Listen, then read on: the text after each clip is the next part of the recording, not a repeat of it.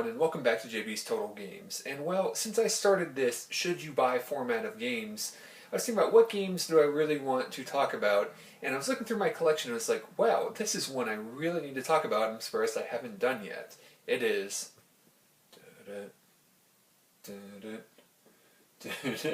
Cthulhu Wars, as much like the Elder One swallows the entire world. This is a massive game, and we'll see in a second that it fills the box to the brim. So this is a game, to be fair, I did not purchase myself. I did receive it as a gift from my wonderful fiance. She does not play board games, but she does support me in the hobby, and I was talking about how I'd seen it on Kickstarter, considered backing it, but figured I just don't know if the gameplay is going to be good enough. You know, I'm not someone who buys a game just for the minis. And, well, it turns out that most reviewers said, hey, the game's pretty good. So I was talking about it. She decided to get it for me as a gift. I really appreciate it. And we're going to take a look at it. But the question still is, yes, I think it's a good game. If you watch my top 10 games of the year, this was on my list. I really do enjoy it. But, you know, not only is it worth it, but is it going to be worth it for you? So this being such a big, expensive game, this seems like a particularly good game to do. So let's go in, and we're not going to go into the entire gameplay like I don't do in this format now. We're going to give you kind of a basic idea as we look at both the components and kind of the basic ideas of the game, and we'll come back and talk about it a little bit more, and if the game might be right for you. I am Cthulhu Wars, game of games. Look upon my works in despair. So here we have a nice sack that we'll be drawing different kind of point tokens out of during the game. One nice thing about the board, I don't necessarily love the board and the art design on it. It is pretty simplistic, but it does function pretty well, and it is multiple-sided so that you can play with different sides depending on the number of players, and it is pretty clear as to what territory is which, and because you can move through oceans and things too, these spaces are pretty important. So there's all kinds of stuff here. One of the big things that people are going to be interested in, of course, are the minis. So everybody has different colored cultists that they're going to have, and these spell books and things, and we'll get into all of that. There are special editions of the game that have like three-dimensional ones of these, but we're going to want to put these out to the gates to help us summon the ancient ones and all that, and a bunch of dice. And again, we're not going to talk about the game a whole lot, but there is a lot of dice chucking in the combat, so there's some more board. Overall, I would say the rulebook is pretty good. What I like about it, in general, I can find what I'm looking for. In general, the examples are pretty good. And there's also all this description about, like, the different factions and even suggestions on how you might want to play them, which, while this is another one of those games where I feel like the initial learning curve is very difficult, but once you get it, it runs pretty smoothly. I do have to say that. And there are reference cards and things like that, which are really nice. I really like each player being able to have these, and then all different kinds of expansions that you can get. So each player is going to have one of these, and they're going to be able to keep track of basically how many action points that they have.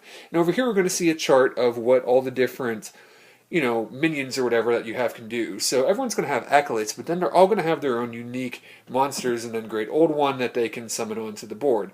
And they're going to have different stats in combat and then possibly special abilities. And we also have these spell books.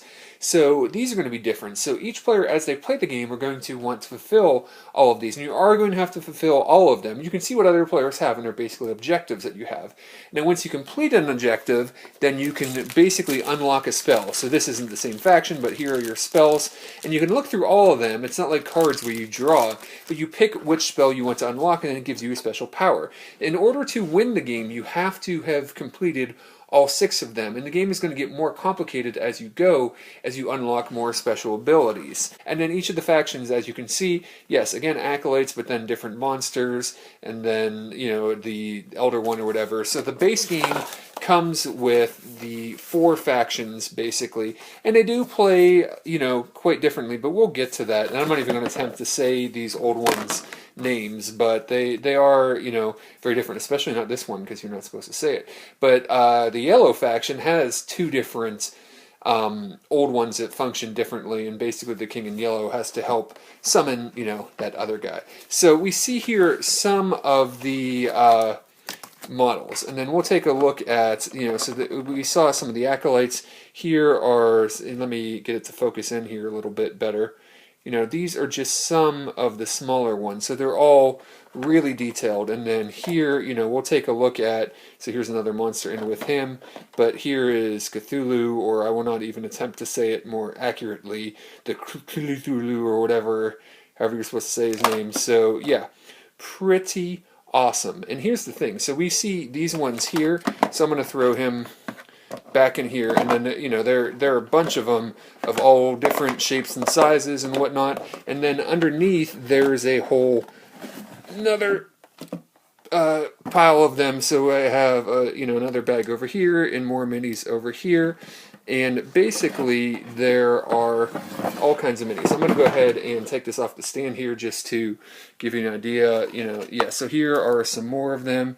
Here, let's zoom in a little bit here and just, check out this craziness. I mean, very, very huge detailed miniatures. And obviously when you see this out on the board, it's going to look impressive, and people are going to come over, and if they don't know what this is, want to know what it is. So, you knew Cthulhu Wars looked pretty. If you heard about the game before that, you probably knew that already. But how does it play? Well, here's the deal. This is a really neat asymmetrical kind of area control game. And not really area control, there's combat and all different kinds of things. So on a turn, you're going to want to start your turn in the best position possible. So even if we look at the handy dandy round tracker, so we're going to get power based on the number of cultists we have, the number of controlled gates out on the board. So basically we have a cultist on a gate, kind of defending it, even if there are other people in a territory, we're the ones that control it. Everyone's going to get points for gates that aren't controlled by anyone out on the board. And then there's also the ability to sacrifice cultists and stuff, and ones that you've captured and all this interesting stuff. So you want to be in a good position to start a round because you get a lot of power. The more power you have, the more things you can do on that turn. Also, if you choose to, you can basically perform this ritual that's going to get you points. And in order to win the game, you need to be over a certain level of points and fulfill all the stuff on your board. So you're going to do that through using your power to spread out. You're going to do that through combat.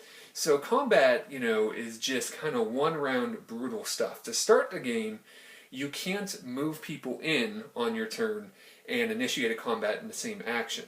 However, there are special abilities that let you do that, or once you have all 6 of your spell books, you can do that. Normally you'd have to do that basically over 2 different turns. So there are the things you can do on a turn. You can put a gate out, you can move units, you can declare a battle. Again, declaring a battle, it costs you a point basically, and you have to do it as its own action until you're able to do so. Otherwise, you can capture another player's cultist, and summon monsters, summon an ancient old one. So, and summon your own occultists and that. So you're building forces over the board, you're spreading out, trying to complete your objectives, which often involve being in certain areas, a certain number of areas, destroying a certain number of units. And then when you do choose to initiate a combat is very quick and brutal. It's one round. Everybody triggers off their special abilities. Early in the game, there's not going to be a lot of that. But as you get more powerful monsters out, as you get spellbooks out, it can be a little bit complicated where okay, I have this spell that triggers before battle that kills this thing. Well, I have this spell that allows me to count these things as this much in battle, and so on and so forth. Everybody rolls their dice, and basically certain numbers are going to kill something, and then certain numbers are going to wound it and make something flee. And then, like I said, all different special abilities can trigger.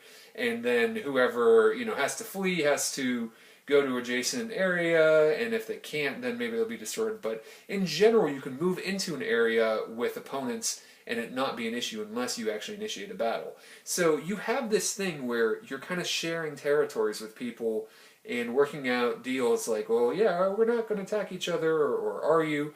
You can have that thing where somebody jumps out to a lead and other people jump on them.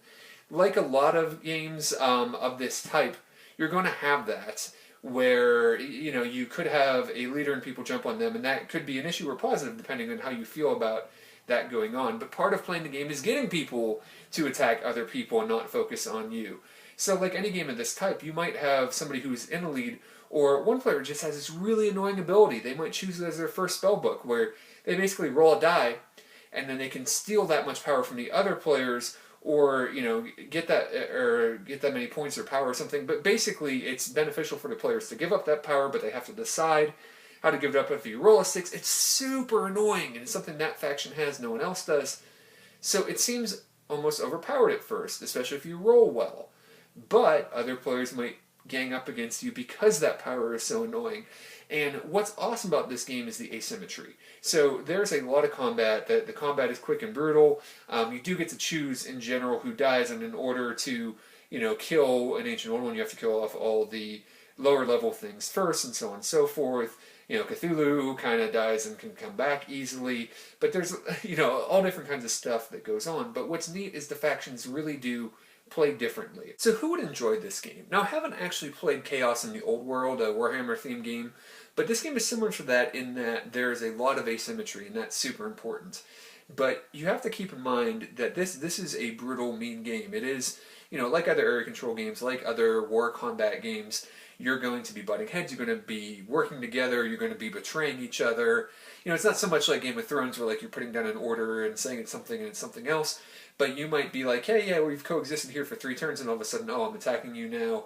And there's a lot of, players putting stuff out, and then you're determining, are they coming after me, or are they coming after someone else? So if you like that kind of, intense figuring out who to go after, and are not annoyed by that, if you're not adverse to conflict and things like that, this game offers you that kind of area control / war game thing, and it adds that whole element of asymmetry and makes everybody play a little bit differently, and you do have to take different strategies, and you can try different things, either playing with different factions or playing with the same faction multiple times and trying different ways of going about it. Now, obviously, a player really familiar with this game is going to have an advantage over other players, but you don't want to jump out too far of a lead either, because then those other players might team up on you. So again, a lot of games enjoy a high learning curve initially. You're going to spend a lot of time explaining this game to new players initially. But once you get it, probably 2-3 turns into the game, turns actually go pretty smoothly. What you can do on a turn is pretty simple. Everyone does one action, it goes around until everyone's done with their points. So, trying to figure out when do I rush, when do I spend my power to get points so that I can get over the total. You're going to have these little tokens that are hidden number of points. You don't know who can have them. Somebody might reveal it in the game. So there's just all kinds of stuff going on. It's a game that I really enjoy. I like that the armies are different from each other. The strategies are different from each other. And it is a mean game. And you have to figure out who to be mean to. So if you don't enjoy that, if you don't like being stabbed in the back and having to gang up on people and that mechanism in the game, you're probably not going to enjoy it. Does it offer anything that's so spectacular that you have to go out and get it? Look, this is a pricey game. It's not one that I can universally recommend for people who like that style of game. But if you do have the money, I do think that this is a game that offers enough interesting things that are fairly unique. There are other asymmetrical games out there, but this game ends up, once you get over that initial hump, playing pretty smoothly, offering a lot of replayability. There are only 4 factions in the base game. You have to spend even more to get more factions, but I do like how they play differently, and it's unlikely that a game, not that this game is super long, even for its size, it's not incredibly long, but if you're going to play it so much you're going to get tired of them, you might want to consider that. But in the several times that I've played it so far, I've played as a different faction each time and enjoyed it each time, even if I haven't personally done well. So if you're okay with ganging up on people, if you're okay with the mean, nasty combat, and you like that sort of combat area control thing, then this is a game that I can pretty highly recommend if you have the money to go out and get it, because you could get multiple other games for this price. Now, like I said, I don't get games for the minis, but I just thought we'd do kind of a pan here of some of the guys. I mean, they are impressive, and that's definitely what you're paying for, and I do get that. So but it is a neat game. It isn't just a minis game, so I thought I'd show off. I mean, look at that Cthulhu, look at that Haster.